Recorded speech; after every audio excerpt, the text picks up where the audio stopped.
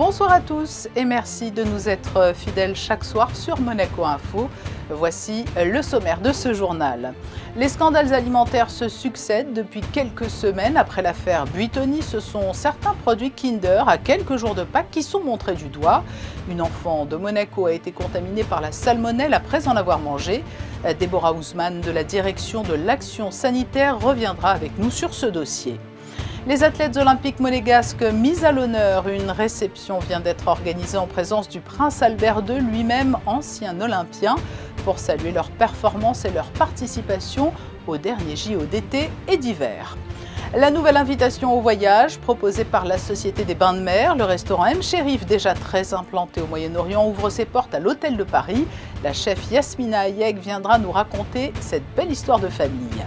Le choc des influenceurs, ils ont des millions de followers et c'est à Monaco qu'ils ont fait se rencontrer leurs deux univers. Nous avons suivi, ou plutôt tenté de suivre GMK, le spécialiste des belles voitures, avec en copilote Studio Daniel et sa célèbre gouaille. Enfin, les congés de Pâques débutent ce soir pour les élèves de Monaco. Nous verrons ce que vous avez prévu pour ces vacances de printemps. Mais avant de développer tous ces titres, du changement à la tête des services judiciaires avec le départ annoncé de Robert Gély au mois de juin. Il sera remplacé par Sylvie Petit-Leclerc. Bonsoir Julia Vial. Bonsoir Patricia, bonsoir à toutes et à tous. Madame Sylvie Petit-Leclerc, actuellement procureure générale de Monaco, prendra ses fonctions de secrétaire d'État à la justice le 1er juin prochain. Elle prend la suite de Robert Gély qui occupait jusque-là les fonctions de secrétaire d'État à la justice. Le prince Albert II a d'ailleurs tenu à remercier Monsieur Gély pour son travail effectué à la tête de la direction des services judiciaires. Pour découvrir ou redécouvrir le parcours de Sylvie Petit-Leclerc, rendez-vous ce samedi à 21h sur votre antenne avec la rediffusion de l'émission La Vigie qui lui a été consacrée dans ses fonctions de procureur général de Monaco. Le comité de contrôle de la Caisse autonome des retraites a tenu compte de l'inflation sur les prix de l'énergie et de l'alimentaire. Plus de 33 000 retraités monégasques vont ainsi bénéficier d'une hausse de leur pension, Julia. Depuis le 1er avril, la valeur du point de retraite a été en effet revalorisée de 2%, passant de 19,33 € à 19,72 €. Pour que cette augmentation soit permise, l'État a alloué un budget de 3 millions d'euros pour la période d'avril à septembre. Un geste financier supplémentaire pourrait intervenir également en septembre lors de la prochaine session du comité de contrôle de la Caisse autonome des retraites. Le but, Patricia, étant que la retraite ne soit pas synonyme de précarité ou de perte du pouvoir d'achat, mais au contraire signe de repos bien mérité. Monacotech, l'incubateur de start-up, lance un nouvel appel à projets du 7 avril au 31 mai. Le but, Patricia, est de recruter des projets innovants à fort potentiel et impact social afin de les accompagner dans leur développement. Cette 8e édition s'adresse à tous les entrepreneurs dans les domaines de force de Monacotech. Les start-up sélectionnés bénéficieront donc d'un accompagnement pendant 18 mois. Ce dernier leur permettra de transformer leur innovation en modèle économique viable. Pour présenter un projet, vous pouvez déposer votre candidature sur monacotech.mc. C'est une inquiétante série de rappels de produits alimentaires qui est au cœur de l'actualité. Fromage, pizza Buitoni, chocolat Kinder, la sécurité alimentaire est mise à mal. Quelles ont été les répercussions de ces affaires à Monaco et quelle est la réaction lorsque de tels cas de figure surviennent? Pour répondre à toutes ces questions, Deborah Ousmane, chargée de mission à la direction de l'action sanitaire. Bonsoir. Bonsoir. La sécurité alimentaire fait la une de l'actualité depuis plusieurs jours avec tout d'abord l'affaire Buitoni, puis maintenant l'affaire Kinder. Il y a eu des cas recensés à Monaco de contamination? Oui, nous avons un enfant qui a été certainement touché par œuf Kinder. Voilà, et c'est tout pour le moment. Nous avons eu des œufs à Monaco et d'autres produits Kinder qui étaient incriminés et ils ont été tous retirés, déjà rappelés dans un premier temps par l'enseigne et puis nous sommes passés dans tous les établissements de la principauté susceptibles d'en détenir pour les retirer. Et quant aux pizzas Buitoni, nous en avons eu à ce jour 97 retirés, donc nous les avons bien commercialisés dans les établissements de Monaco, les grosses enseignes de distribution. Oui. Lorsque vous parlez de ce cas de contamination, c'est un cas à la salmonelle? Oui, c'était un cas de salmonelle, en effet, sur un enfant. Donc les symptômes liés à ce type de contamination. C'est allé jusqu'à une hospitalisation ou non? Oui, tout à fait, mais sans danger. Lorsque ces alertes surviennent, comment êtes-vous prévenus? Nous sommes liés au réseau de surveillance qui est mis en place au niveau européen, ce qu'on appelle le RASF, Rapid Alert System for Food and Feed. Donc nous recevons des informations directement soit des entités européennes qui les diffusent, soit de notre pays voisin, la France. Et puis nous surveillons nous-mêmes sur les réseaux et les distributeurs qui font eux-mêmes leurs propres rappels. Parce que la règle en sécurité alimentaire, c'est que c'est le metteur en marché qui est responsable de ces produits. Donc c'est lui le premier qui rappelle les produits. Et l'État ou les autorités compétentes interviennent quand celui-ci est défaillant ou quand on n'a pas réussi à identifier le metteur en marché. Là, pour le coup, ils ont vite réagi. Donc nous, quand on est allé sur le terrain ou quand on a appelé les professionnels du terrain, ils étaient déjà prévenus par le fournisseur. Donc dans ce cas précis, la réponse que vous avez apportée, c'était de vérifier que l'information avait été bien transmise et ensuite de vérifier que tout avait été retiré de la vente? Tout à fait. Et on essaye aussi d'imaginer des professionnels qui ne seraient pas prévenus, par exemple les écoles, parce que peut-être que des œufs Kinder avaient été achetés par les écoles dans le cadre d'un événement comme une chasse aux œufs, puisqu'on commence à les anticiper, puisque les Pâques sera pendant les vacances. Et c'est vrai qu'on a aussi réfléchi à toutes les situations où foyer de l'enfance, ou des établissements qui ne sont pas forcément des professionnels du secteur alimentaire, mais qui peuvent en détenir. Plus généralement, comment à Monaco est garantie la sécurité alimentaire? Quel est le processus? Nous-mêmes, nous disposons d'une cellule de vigilance. Cette cellule fonctionne 7 jours sur 7. Donc tous les fonctionnaires de la direction de l'action sanitaire sont mobilisés pour exercer une surveillance. Donc comme je vous disais, vérifier les sites officiels, mais également les réseaux ou les alertes qui auraient pu être diffusées par un professionnel de la place. Et nous relayons ces informations, même le week-end. Et la chance qu'on a à Monaco, c'est qu'on peut faire du cas par cas. Et après, appeler les gens ou les contacter via mail directement. Donc on ne fait pas des diffusions générales, on arrive à faire du très précis.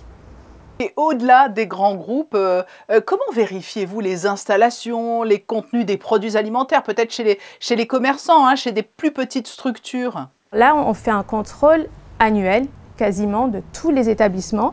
Donc on contrôle de manière inopinée et parfois de manière prévenue dans le cadre d'audit ou dans le cadre de visites de commission technique. On vient vérifier l'état d'hygiène et leurs process et leurs documents de contrôle. Ensuite, pour les petites structures, comme vous dites, qui sont vraiment en remise directe au consommateur final, là aussi, on exerce un contrôle. À Monaco, on a une spécialité, c'est que tous les établissements de bouche disposent d'un agrément sanitaire. Vous avez parlé d'un contrôle annuel, il y a également des contrôles impromptus? Tout à fait, oui, oui. Une visite annuelle est inopinée. Donc on change à peu près les dates pour pas qu'ils s'y attendent. Il y a toujours une visite inopinée, oui.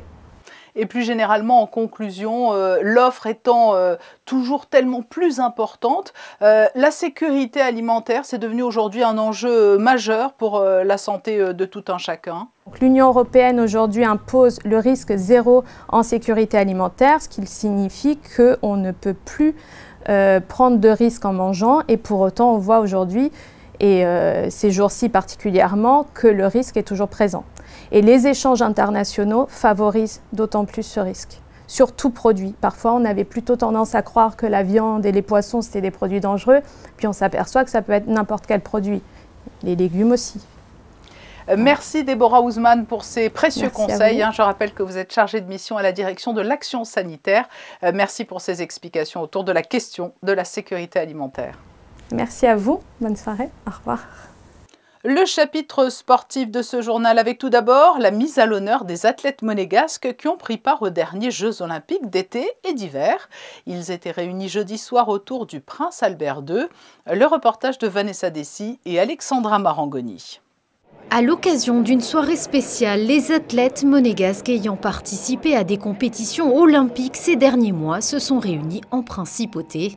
Au Japon, lors des Jeux olympiques d'été de Tokyo, pour la première fois de son histoire, Monaco était représenté par autant de femmes que d'hommes. Des résultats remarquables ont été établis en battant des records personnels, une grande fierté pour la principauté. Les résultats que l'on vient de célébrer démontrent que c'est l'aboutissement d'un long parcours pour eux, de travail, d'abnégation, mais aussi d'enthousiasme, parce qu'on ne se lance pas dans le sport de haut niveau si on ne le désire pas. Mais je crois qu'il porte aujourd'hui une vraie image de ce que ça peut être le sport de haut niveau. D'ailleurs, vous voyez bien que tous les pays espèrent des médailles aux Jeux Olympiques parce que malgré que ce sont de grands pays, qu'ils ont des succès dans d'autres domaines, même des puissances économiques, mais les résultats aux Jeux Olympiques, ça compte. Alors imaginez pour nous, c'est l'aboutissement d'un grand travail de longue haleine. En Chine, aux Jeux d'hiver de Beijing, en bobsleigh à 2, Rudy Rinaldi et Boris Vian obtiennent, à l'issue d'une course en 4 manches disputée contre les plus grandes équipes du circuit, une historique 6e position, plaçant ainsi la principauté à la 4e place des nations de la spécialité. C'est vrai que ce n'est pas l'équivalent d'une médaille, mais je pense que pour Monaco, c'est quelque chose de très beau. Et je suis très honoré et très fier d'avoir reçu ce diplôme aujourd'hui. On se sent fiers.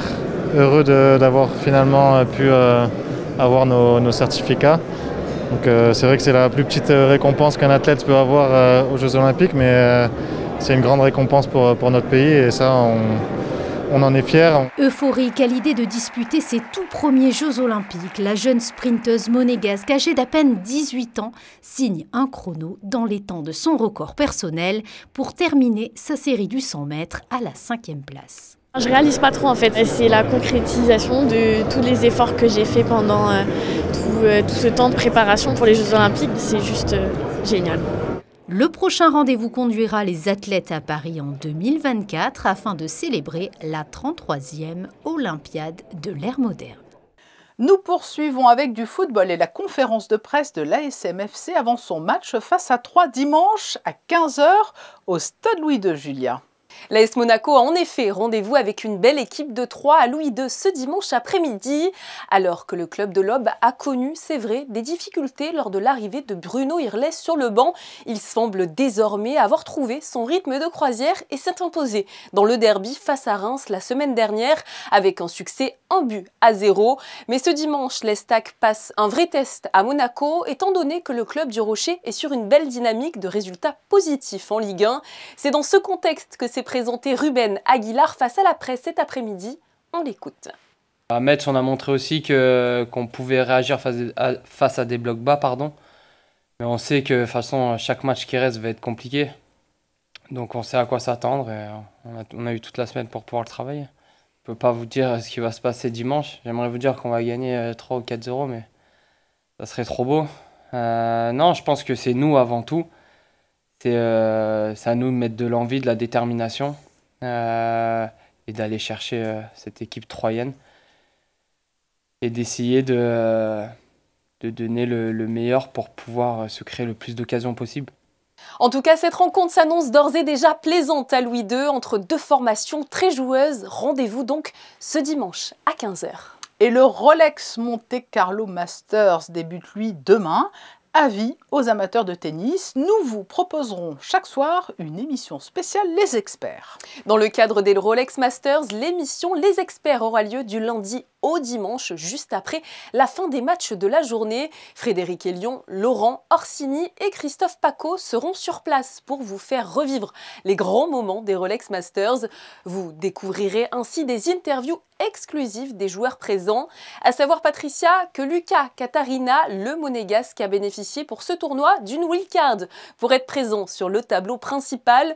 Les autres joueurs de la Fédération monégasque de tennis ont eux une invitation pour disputer les qualifs qui débuteront d'ailleurs demain. Les prestations des Monégasques sont à retrouver dans votre point info de ce samedi. Musique à présent avec la venue annoncée de nouvelles stars à Monaco cet été, Christina Aguilera et Myriam Fares. Elles vont en effet faire partie de la programmation du Monte Carlo Summer Festival 2022. Avec plus de 43 millions de disques écoulés dans le monde au cours de sa carrière, Christina Aguilera est l'une des plus grandes chanteuses de sa génération. Elle se produira pour la première fois à la Salle des Étoiles le 29 juillet prochain. Connue sous le nom de reine de la scène pour ses incroyables performances, la star libanaise Myriam Fares est la célébrité la plus recherchée sur le web. Elle sera, elle, présente le 11 août au Monte Carlo Summer Festival à l'occasion de la Nuit de l'Orient. Hier soir a débuté l'exposition de Domingo Zapata, à retrouver jusqu'au 4 juin à la galerie GM Design. Mona Lisa and I est en fait une rétrospective des œuvres les plus emblématiques de la carrière de l'artiste américano-espagnol Domingo Zapata.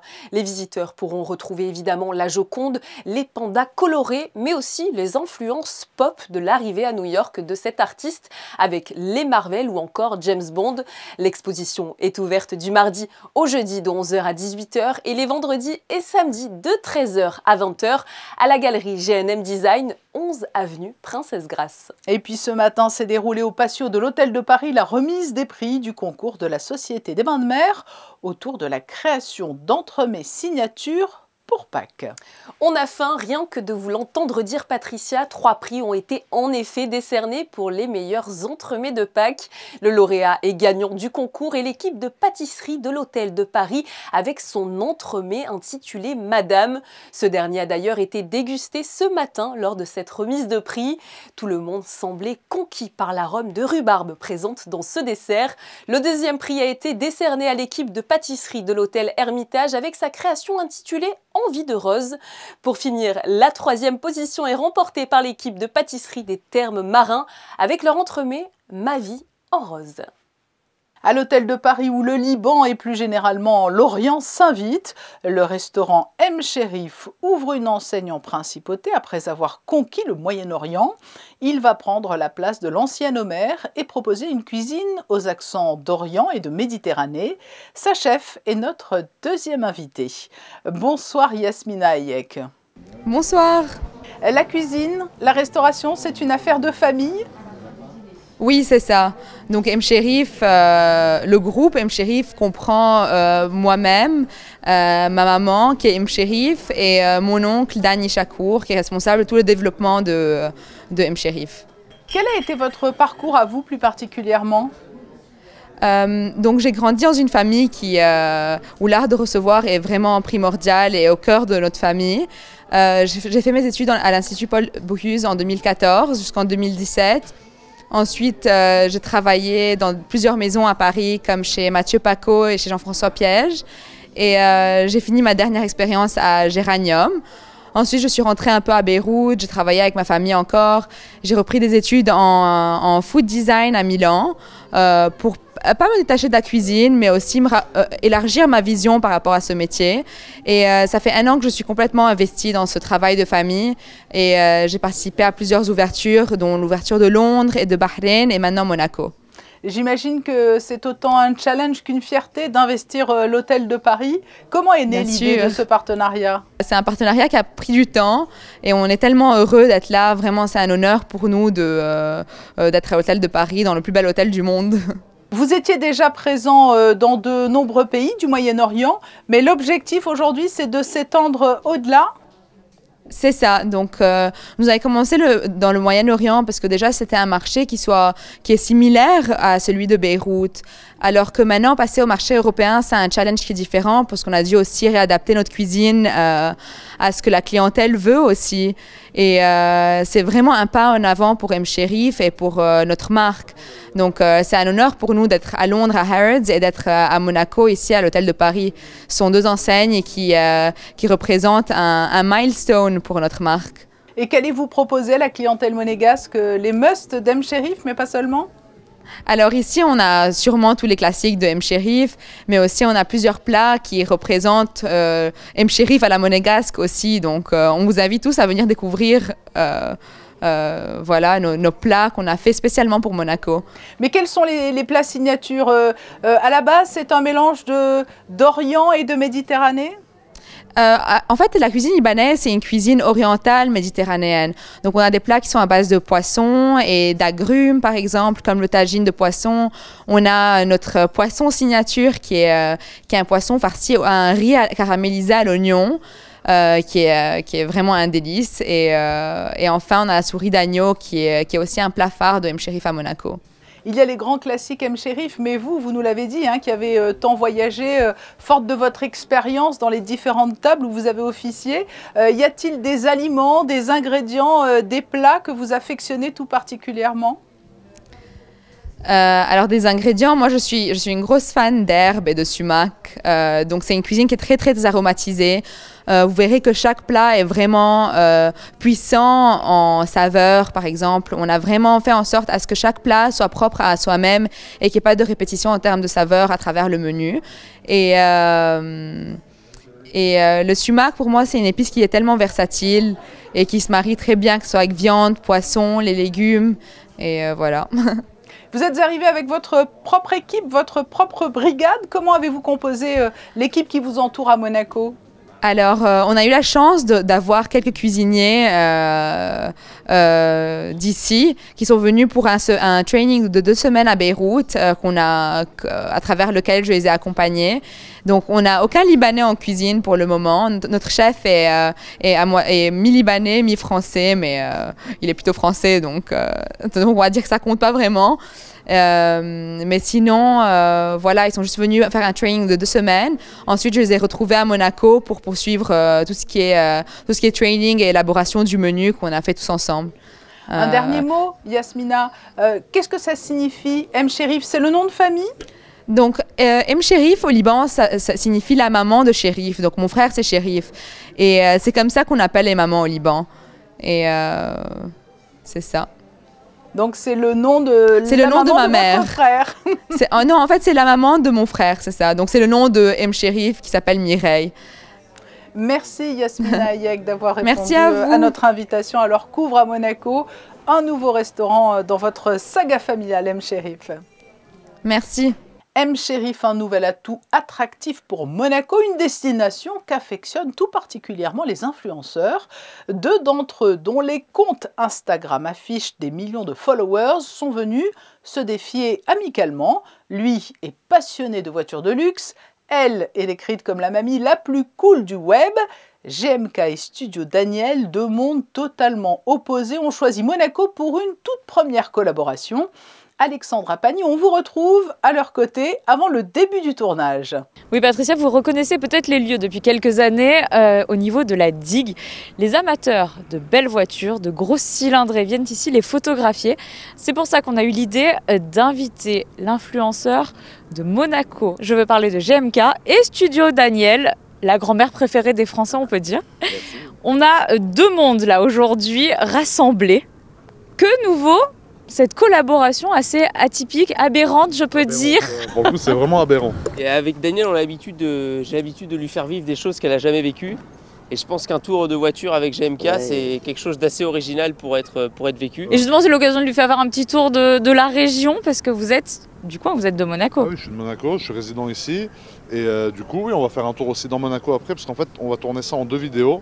Parce qu'elle a une grosse chaîne aussi sur YouTube sur laquelle elle diffuse aussi des vidéos, des concepts qu'ils font. Donc je vais filmer ma vidéo en premier avec cette voiture, dans laquelle on va faire un petit tour dans Monaco et après l'arrière-pays. Et ensuite, ils vont filmer tous les 2 une vidéo dans laquelle ils m'apprennent à conduire. Vous adressez aux jeunes générations. C'est important pour vous de faire attention au contenu peut-être que vous délivrez ici? Je pense que tous les 3 on est dans la bienveillance dans nos vidéos. Moi je consomme pas mal les vidéos de GMK et si j'ai voulu qu'on fasse une vidéo avec lui, c'est parce que j'aime bien son style, sa façon d'être. C'est ce qu'il m'a dit Arthur. Il a l'air d'être aussi sympathique que Daniel. Ah ouais, très gentil. Un gros nounours quoi. Exactement. C'est ça le paradoxe, c'est ça que les gens aiment bien. Alors même si des fois je le fais pas toujours, mais j'ai toujours un discours qui va inciter les gens au partage de la route, à pas faire les cons sur la route ouverte. Après je présente des voitures comme là, qui fait quasiment 800 chevaux. Donc il faut quand même que je lui montre un peu l'accélération, mais on le fait dans des circonstances où on ne va pas risquer la vie des autres, où on est seul sur la route. Le respect des autres. Voilà. Influenceur, c'est un peu un métier, si on peut dire, qui fait rêver cette jeune génération. Ça demande beaucoup de travail. C'est des heures de travail, c'est-à-dire que là, moi, ma vidéo, il y en a pour, on avait 1h15, 1h30 entre le temps de monter à la turbine et redescendre. Et ensuite, on va tourner sa vidéo qui va prendre à mon avis pareil. Et après, il y a tout le montage. En tout cas, je pourrais déléguer à un monteur. Mais mon montage, qui est très amateur, ça plaît un peu aux gens. C'est-à-dire, des fois, je coupe mal ou je coupe le son sans faire exprès. Tu vois, c'est un peu... fait maison, quoi. Voilà, c'est du fait maison, exactement. Bien, bon, merci. On va vous laisser embarquer parce que là, il est temps pour vous d'aller faire ce super défi. Et on suivra ça, bien sûr, sur vos réseaux sociaux. Donc, très prochainement. C'est la pause de printemps pour les élèves de Monaco. Les vacances débutent ce soir et dureront 15 jours. Qu'avez-vous prévu? Est-ce que cette période est propice au voyage au long cours ou non? Voici votre programme au micro de Vanessa Dessy sur des images de Kevin Garcia. Je travaille sur un projet de tournage de film. J'ai une semaine de congé, je pense que je vais rester dans le coin. Les petits-enfants arrivent. J'en ai 4 qui arrivent, de Belgique et d'Espagne. Et voilà quoi. On a quand même un grand privilège d'avoir la montagne et la mer. Certains vont profiter pour les fermetures des stations dans l'arrière-pays niçois et d'autres pour l'ouverture des bars ou des restaurants en bord de mer. Pas de chasse aux œufs cette année. Sinon on l'aurait bien fait avec les enfants, tout ça, mais cette année on travaille. On va aller se promener, faire des balades en montagne, en voiture avec les copains, on va sortir un peu, espérons que le temps soit beau aussi. Profiter des belles journées du week-end de Pâques, tranquillement. La dite Pâques en famille avec les deux familles du moins, plus les petits-enfants. Je quitte la principauté et je vais dans l'arrière-pays pour débroussailler un terrain et je fais une action humanitaire puisqu'on m'a demandé à la commune de la Brigue d'aller passer un coup de tronçonneuse dans la rivière, il y a des bois, suite à la tempête Alex de l'époque. Pas de chasse aux œufs. Et la chasse aux œufs débute, je vous le rappelle, dès dimanche au chapiteau de Fontvieille, à l'exposition Dinosaures avec l'association monégasque Entre Parents. Espérons que le soleil soit de la partie pour ces vacances. Et d'ailleurs, à quoi doit-on s'attendre dès demain, Julia? Est-ce que douceur et soleil seront au rendez-vous? Nous continuons en effet, Patricia, sur une bonne lancée, celle d'un temps plutôt ensoleillé avec des températures vraiment très douces. Il fera 19 degrés au plus haut de la journée ce samedi 9 avril. Demain sera la Saint-Gauthier. Bonne fête à eux.